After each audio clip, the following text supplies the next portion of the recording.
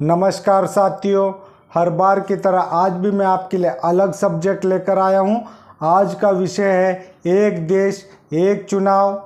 आज हम समझने की कोशिश करेंगे एक देश एक चुनाव, क्या उसके पीछे हमारा ध्यान भटकाने का मकसद है या ऐसा करना ज़रूरी है। इसके पीछे की सच्चाई समझने की आज के वीडियो में हम कोशिश करेंगे। साथियों, इससे पहले 1952 में जब पूरे देश के पहली बार आम चुनाव हुए थे, तब ऐसा हुआ था। राज्य सरकार और केंद्र सरकारों के चुनाव एक साथ किए गए थे। उसके बाद 1957 में भी ऐसा ही हुआ था। सारे राज्यों के और केंद्र के चुनाव एक साथ किए गए थे। लेकिन साथियों, उसके बाद केरल जैसे कुछ राज्यों की सरकारें गिर गई या गिरा दी गई। उसके बाद उनके चुनाव करने पड़े। उसके बाद तो सरकारें गिरने की या गिराने की या पूरा 5 साल नहीं चलने के बहुत सारे मामले हमारे सामने आए हैं। इसलिए उन राज्यों के, उन सरकारों के इलेक्शन उसी वक्त करने पड़े। ऐसा हम सिर्फ राज्यों के लिए नहीं बोल सकते।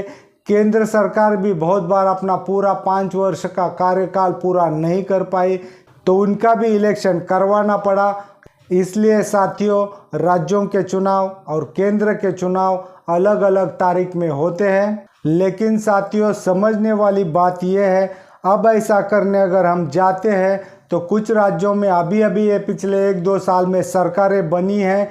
जैसे उत्तर प्रदेश हुआ, गुजरात हुआ, वहाँ तो जनता ने वोट देकर सरकार बनाई है। अगर हम लोगों को एक देश एक चुनाव करना है तो सबसे पहले चुनी हुई सरकारों को हमें बर्खास्त करना होगा। और इस बात के लिए चुने हुए मुख्यमंत्री, चुने हुए नेता और वहाँ की जनता कितनी तैयार होगी, ये सोचने वाली बात है। साथियों, अब दूसरे पहलू पर विचार करते हैं। मान लीजिए कि हमने एक देश एक इलेक्शन करवा लिए या करने के लिए सारे राज्य तैयार हो गए। इसके बाद भी साथियों, एक देश एक इलेक्शन हुआ, उसके बाद अगर कोई सरकार गिर जाती है या अल्पमत में आ जाती है, क्या उसके बाद अगला इलेक्शन आने तक उस राज्य में राष्ट्रपति शासन लागू रहेगा या उस राज्य में चुनाव किए जाएंगे? ये सोचने वाली बात है। साथियों, हम सिर्फ राज्यों की बात नहीं कर सकते।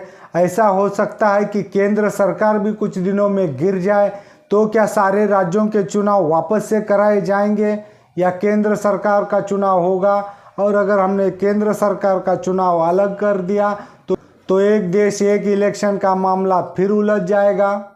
साथियों, यहाँ सोचने वाली बात यह है, एक साथ एक इलेक्शन करने में बहुत दिक्कतें हैं और अगर करने के बाद भी और दिक्कतें हो सकती है, तो क्या ये ध्यान भटकाने वाला मुद्दा है? जैसे हमारे सामने पहले हिंदू राष्ट्र, गौ रक्षक ऐसे मुद्दे सामने रखे थे, ऐसा ही कुछ ध्यान भटकाने वाला ये मुद्दा है। इस विषय के बारे में सोचिएगा ज़रूर। इस तरह के मुद्दे अगर हमारे सामने आ रहे हैं तो साथियों, हमें इन मुद्दों को दरकिनार करके हमें अपने मुद्दे सरकार के सामने रखने चाहिए। जैसे बेरोजगारी, महंगाई, गिरता हुआ रुपया। साथियों, मैं उम्मीद करता हूँ मेरी बात आप तक पहुँची होगी। अगर आप मेरे से सहमत हैं तो वीडियो को शेयर कीजिएगा। जुड़े रहिएगा। नमस्कार।